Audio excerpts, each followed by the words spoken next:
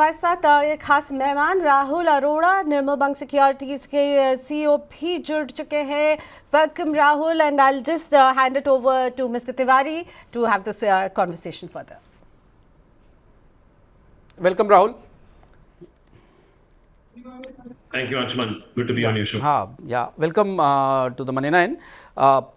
Your first quick take on the budget. Three things you think that which has been actually going to aid to the economy in immediate terms. कौन सी ऐसी तीन चीजें आपको लगती हैं जो budget से निकल के आई जिनसे लगता है कि इकोनॉमी को तत्काल फायदा होने वाला है? तो अंशुमन जी, आई थिंक देखिए, इसमें एक तो जो मार्केट को फिस्कल डेफिसिट पे एक ऑब्सेशन सा हो गया है, तो आई think the finance minister was very credible in and very clear in her mind with the roadmap that she has given. 5.8 going to 5.1, going to 4.5% by FY26. तो I think ये market के लिए positive था। ये bond yields के लिए भी positive रहेगा, क्योंकि आई थिंक अब आप एक्सपेक्ट करेंगे कि बॉन्ड यील्ड 7% के आसपास होवर करेंगे ये पूरे साल। हो सकता है थोड़ा नीचे भी आ जाए, क्योंकि एज द ईयर प्रोग्रेसेस अगर ये फिस्कल डेफिसिट का आंकड़ा ठीक ठाक आ गया तो I think interest rate cuts के भी चांसेस आपके ज्यादा बढ़ जाते हैं। तो आई थिंक ये जो फिस्कल डेफिसिट का अकेला नंबर है, इससे दो तीन चीजें होंगी। आपका रूपी रिलेटिवली स्टेबल रहेगा, आपका इंटरेस्ट रेट कट का जो एक विंडो था वो ओपन अप हो जाता है, और तीसरा ये दोनों चीज को कंबाइन करनेंगे तो इक्विटी मार्केट के लिए पॉजिटिव है। दूसरी चीज Anshuman, I think which is very interesting, इस कहीं ना कहीं एक इलेक्शन बजट मुझे लगा, क्योंकि अगर आप देखें तो नरेगा का जो कंट्रीब्यूशन है वो 60,000 करोड़ से बढ़ के ऑलमोस्ट 86,000 करोड़ हो चुका है। That's a very big jump in NREGA.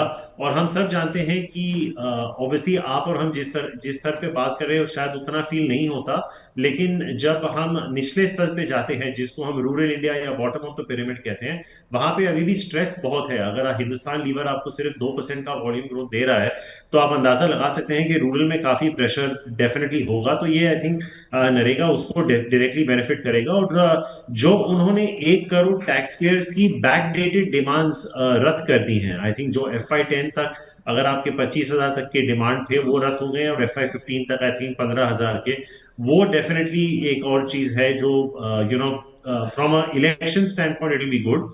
But तीसरी चीज है अंशुमन, वो कैपेक्स पे है। सब एक्सपेक्ट कर रहे थे, क्योंकि पिछले साल जो था गवर्नमेंट का जो कैपेक्स प्रोग्राम था वो 35% से बढ़ा था। ऑब्वियसली अगर आप फिस्कल डेफिसिट कम करना चाह रहे हैं तो वो आंकड़े आप रिपीट नहीं कर सकते, तो उन्होंने प्राइवेट सेक्टर के लिए रूम काफी हद तक खोल दिया है, and that is a good thing. So I think उनका फोकस अभी भी कैपेक्स पे है, पर दे आर सेइंग कि ठीक है, हमने यहां तक हमने कर दिया, आप भी थोड़ा आके हमारे साथ जुड़ जाइए।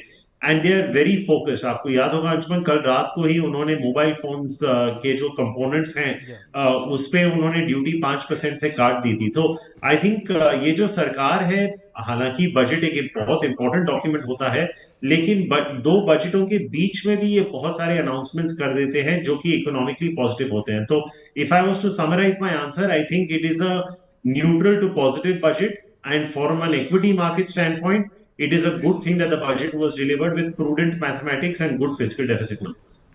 राहुल, बजट का एक नंबर, बाजार थोड़ा सा नरम दिखाई दिया, बाजार में उतना उत्साह नहीं दिखाई दिया। बजट का एक नंबर जो बाजार को शायद कहीं खटक रहा है वो नॉमिनल जीडीपी ग्रोथ का है कि 10.5% की nominal GDP growth rate budget mark कर रहा है। ये लगभग पिछले साल जैसी है। इसे अगर आप डिकोड करने की कोशिश करें तो या तो अगले साल इन्फ्लेशन को 4% से नीचे आना होगा, या फिर भारत की ग्रोथ रेट को 7% से ऊपर जाना होगा।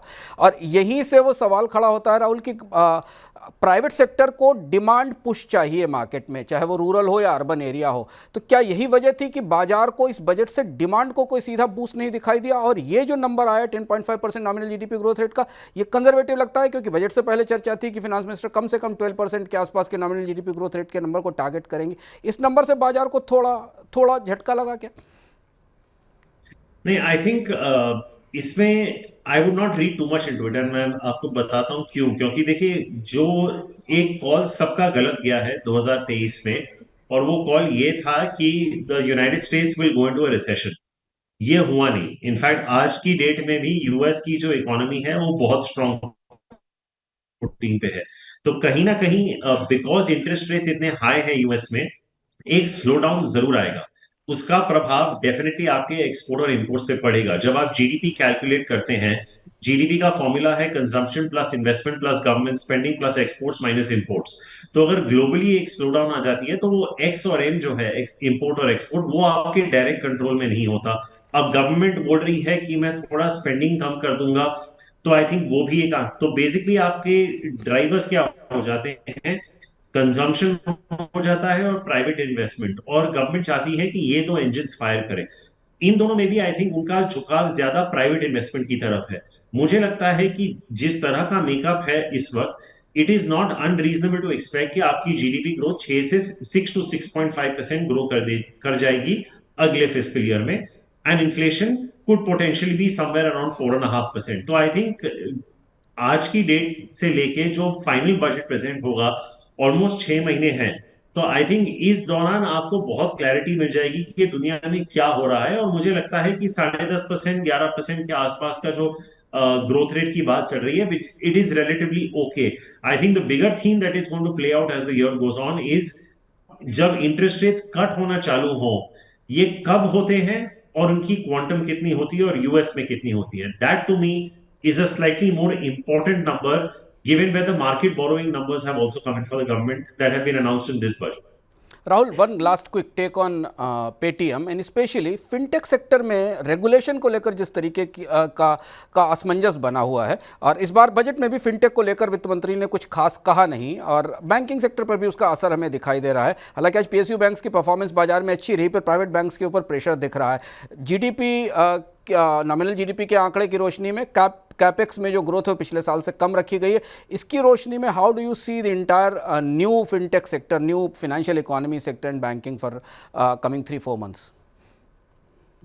सी Anshuman, the way I look at it is, आपको याद होगा जब ये स्टॉक्स लिस्ट हुए थे, ये एक बहुत ही बिजार वैल्यूएशन पे चले गए थे, it was almost out of control, और फिर वहां से गिर के कुछ स्टॉक्स एक तिहाई, एक चौथाई, कुछ 1/5 भी हो गए थे उनके हाई से।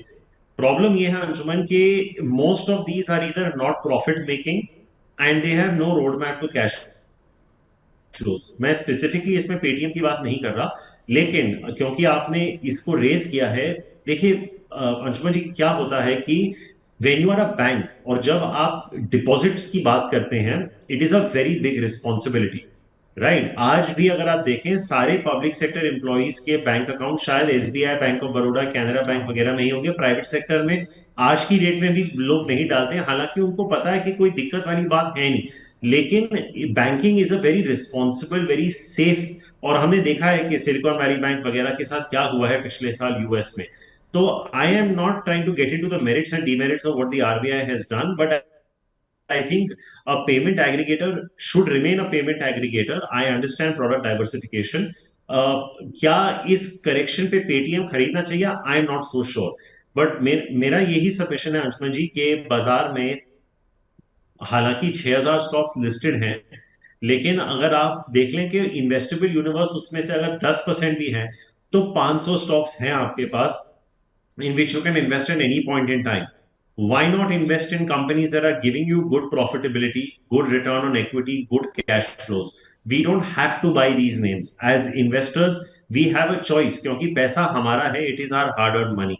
ये बहुत volatile है अंशुमन जी, and I don't think these can be structured. देखिए क्या होता है, today if I buy an HDFC Bank or a TCS or an Asian Paints or a Hindustan Lever, मैं चैन से सो सकता हूँ, ठीक है। बिजनेस में उतार चढ़ाव आते हैं, आपके बिजनेस में आते हैं, हमारे बिजनेस में आते हैं, ठीक है, it's part for the game, कोई दिक्कत नहीं है। पर हमें ये पता है कि कंपनियों के साथ कुछ ऊपर नीचे नहीं होगा, हम चैन से सो पाएंगे थोड़ा ऊपर नीचे।